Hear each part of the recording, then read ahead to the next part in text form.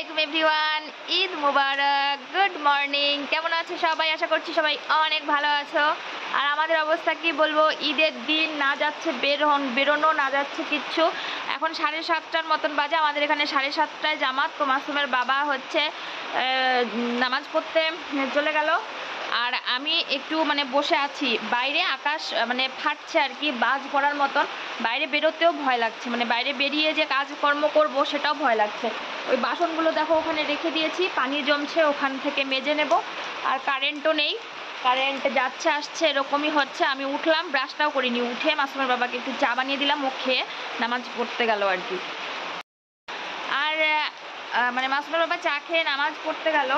আর আমি হচ্ছে যতক্ষণ কোরবানি হবে না ততক্ষণ কিছু খাবো না আর কি, ততক্ষণ অবধি রোজা থাকবো। কারণ কোরবানি মাসুমের নামে হবে, কিন্তু মাসুম তো রোজা রাখতে পারবে না, ও ছোটো মানুষ, তার বদলে আমি রাখবো আর কি। তো এই হলো খবর। এখন এই দেখো আকাশ যেভাবে ফাটছে, বাইরে যেতেই ভয় লাগছে আর কি। এই বারান্দায় যে দাঁড়িয়ে বসে আছি না, এটাও ভয় লাগছে। তো ভাবলাম ভিডিওটা শুরু করি। ওই দেখো রান্নাঘর, চা বানিয়েছি, ঘরে ঘরটা দেখো কীরকম অন্ধকার লাগছে। বাইরেটা যে এরকম অন্ধকার লাগছে, মনে হচ্ছে কি বলতো, রাত্রি এরকম মনে হচ্ছে। এই দেখো অবস্থা, পুরো মনে হচ্ছে রাত এখন, সন্ধ্যা নামবে এরকম মনে হচ্ছে। জানি না কখন ঠিক হবে আকাশ। আর সিকিমে যেভাবে বন্যা হচ্ছে, তারপর জলপাইগুড়িতে, তারপরে আলিপুরদুয়ারে যেরকম বন্যা হচ্ছে, আমাদের এদিকেও কালকে ছিল, কমলা সতর্কতা ছিল, আজকে নাকি লাল সতর্কতা দিয়ে দিয়েছে। তোষা নদী ক্রমশ ফুসছে আর কি। কিন্তু আমাদের এদিকটায় বন্যা কোনো বছর আসেনি, আমি তো জ্ঞান হওয়া অবধি দেখিনি আমাদের এখানে বন্যা হয়েছে। কিন্তু আমাদের এখানে না হলেও অন্য অন্য জায়গায় আশেপাশে যদি হয় সেটা খুব খারাপ ব্যাপার আর কি। সিকিমে তো কত 1,500-এর মতন পর্যটক আটকে গেছে, অনেকজন মানুষ মারাও গেছে দেখলাম, 7-8 জন। তো কী একটা অবস্থা, দেখা যাক কবে ঠিক হয় বৃষ্টি। উত্তরবঙ্গে যত বৃষ্টি হবে সিকিমের দিকে তত বেশি পানি নেমে যাবে, তত বেশি ওইদিকে বন্যা হবে আর কি। এই বৃষ্টিতে ওইদিকে নদীতে আর কি, তিস্তা নদীতে বন্যা যাচ্ছে, পানি যাচ্ছে আর কি। পানি নাকি আবার ছেড়েও দিচ্ছে কোন কোন বাঁধের থেকে। এত খবর, এত কিছু মনেও থাকে না, শুধু দেখে যাচ্ছি আর কি। মোবাইল খুললেই এগুলো দেখা যাচ্ছে, বন্যা। তো নামাজ এখনও মনে হয় না শুরু হয়েছে, কারণ এখনও মাইকে গজল বাজছে, কিছু বোঝা যাচ্ছে না, তোমরা বুঝতে পারবে না আর কি। মোবাইলে আমি শুনতে পাচ্ছি, মাইকে এখনও গজল বাজছে, বয়ান বাজছে আর কি। তো চলো দেখি, এরকম বৃষ্টি মাখা ঈদের দিনে যতটুকু শেয়ার করতে পারবো তোমাদের সঙ্গে শেয়ার করব। ভিডিওটা দেখো, আশা করি তোমাদের ভালো লাগবে। এবার প্রচণ্ড জোরে বৃষ্টি আসলো, আর দেখো আরও অন্ধকার করে আসলো, একদম এরকম অন্ধকার রাত্রি। এখন মনে হচ্ছে জাস্ট রাত হয়ে আছে এরকম মনে হচ্ছে। দেখো কি দেখাবো তোমাদেরকে, কি অবস্থা দেখো একবার। এই দেখো আকাশে কত মেঘ। এ যেন সকালবেলায় রাত, এরকম হয়েছিল আকাশটা। দেখে মনে হচ্ছিল এই মনে হয় রাত নামবে।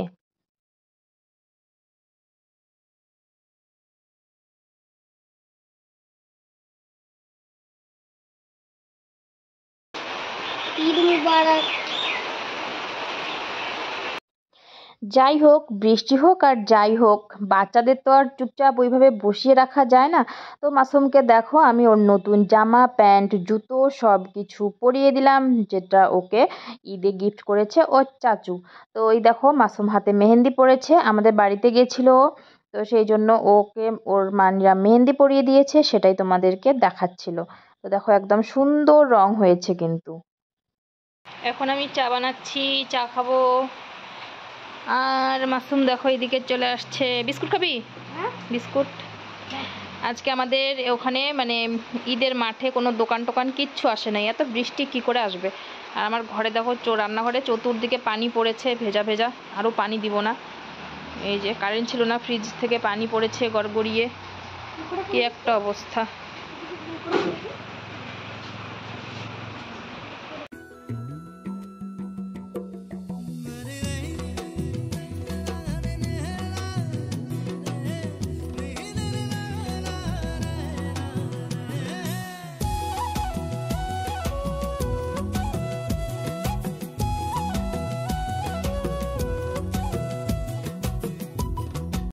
এই দেখো, আমিও একটুখানি রেডি হয়ে গেলাম, আর রেডি হওয়ার আগে আমি এই যে বাসনগুলো মেজে নিয়েছিলাম, তারপর এই যে হাঁড়িতে করে পানি এনে রেখে দিয়েছিলাম, সব কাজ মোটামুটি গুটিয়ে রেখে তারপর গোসল করে একটা নতুন জামা পরে রেডি হলাম আর কি।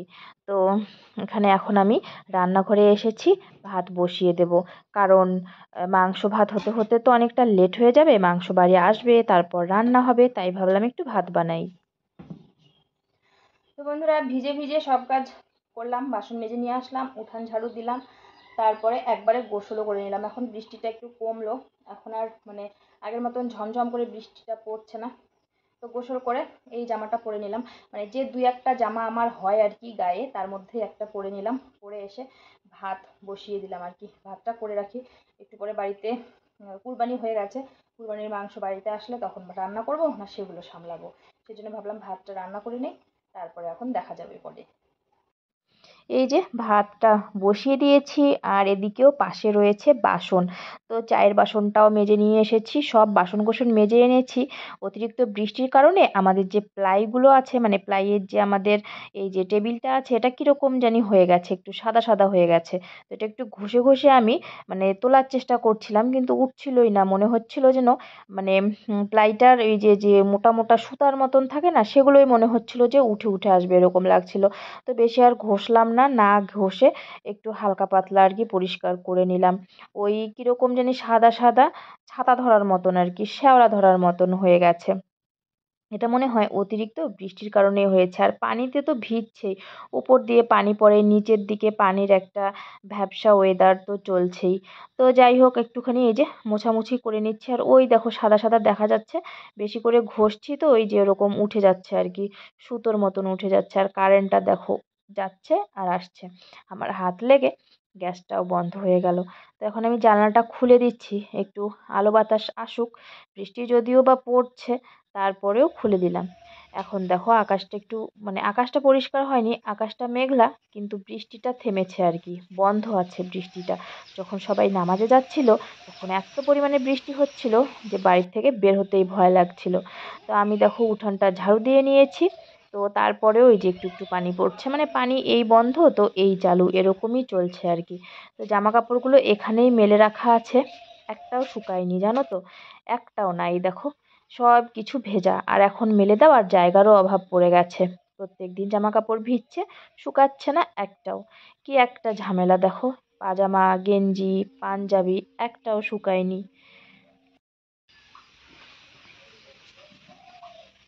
হেৎ, তোর জন্য আননি। আর এদিকে দেখো শেয়াল চলে এসেছে, হাঁসগুলো চেঁচাচ্ছিল, আমি আসলাম, ওই যে ওইখানে নড়াচড়া করছে, কিন্তু আমি বুঝতে পারছি কারণ আমি তো সচক্ষে দেখেছি কোথায় রয়েছে। তো এই গাছটা যেখানে পড়েছে সেখানেই শেয়ালটা ওঠানামা করছিল, আমাকে দেখে ভয়ই পাচ্ছিল না। আমি না যতক্ষণ ওই দিকে গেছি, এখানে একটা আছে, দুটো এসেছে, তো তোমরা দেখতে পাবে না। এই যে ভাতও হয়ে গেছে, আর আমি এখন ভাত নিয়ে যাচ্ছি, মাসুম আর ওর বাবা ভাত খাবে, রাতের মাছের তরকারি আছে, মাছের তরকারি দিয়ে ওরা দুজনে খাবে। সকালের খাওয়া দাওয়া হয়ে গেল, আবার বৃষ্টি পড়ছে। বৃষ্টি ছাড়া আমাদের মুখে এখন কিচ্ছু শুনতে পারবে না। অনেকক্ষণ থেকে একটা নিউজ দেখছিলাম, নিউজটা হলো আমাদের এই যে মানে জলপাইগুড়ি জলপাইগুড়িতে ট্রেন অ্যাক্সিডেন্ট হয়েছে, গৌহাটি টু কলকাতা যে কাঞ্চনজঙ্ঘা এক্সপ্রেস আছে, তো সেটাই অ্যাক্সিডেন্ট হয়েছে মালগাড়ির সঙ্গে, মানে মালগাড়ি এসে কাঞ্চনজঙ্ঘা এক্সপ্রেসের পেছন দিকে ধাক্কা মেরেছে আর কি। তাতে আপাতত শুনলাম 5 জন মারা গেছে, 30 জনের বেশি আহত হয়েছে।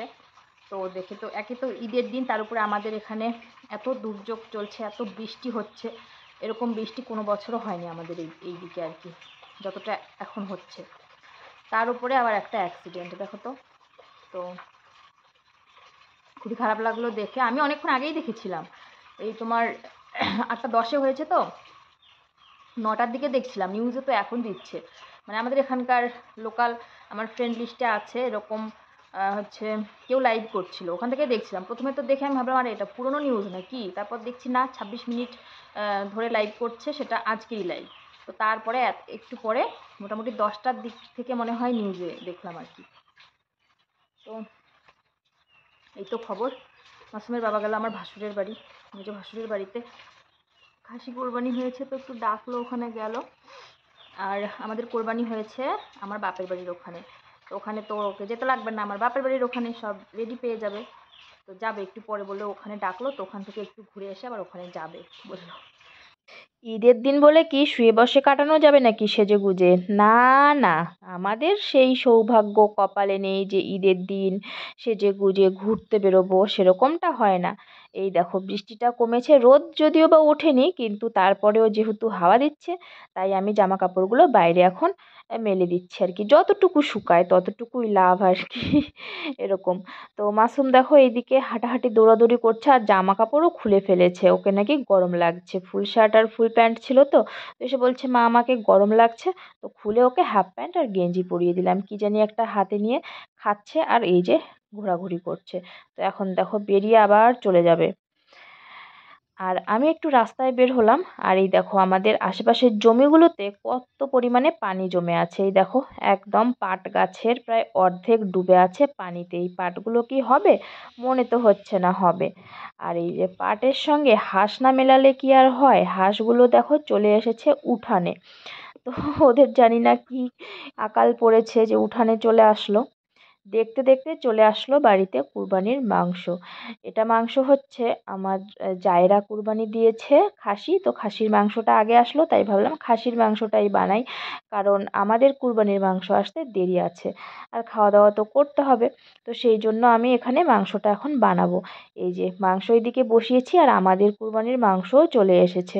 তো এটা যখন বানাচ্ছি এটাই বানাই, আর ওই মাংসটা একটু পরে বানাবো আর কি।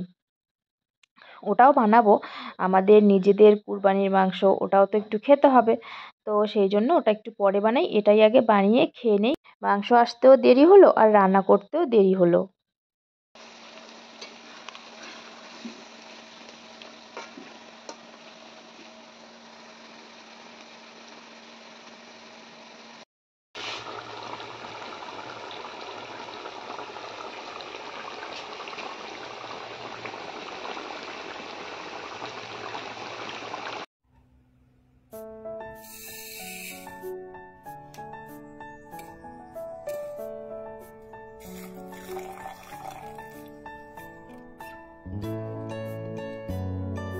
খাওয়া দাওয়া শেষ করে এখন আমি মাংসগুলো সেদ্ধ করতে বসিয়েছি। ফ্রিজে আমরা মাংস রাখি না, কারণ ফ্রিজে মাংস রাখলে মাংসের স্বাদ নষ্ট হয়ে যায়, সেটা আমরা একদমই খেতে পারি না, আসলে আমাদের অভ্যেস নেই।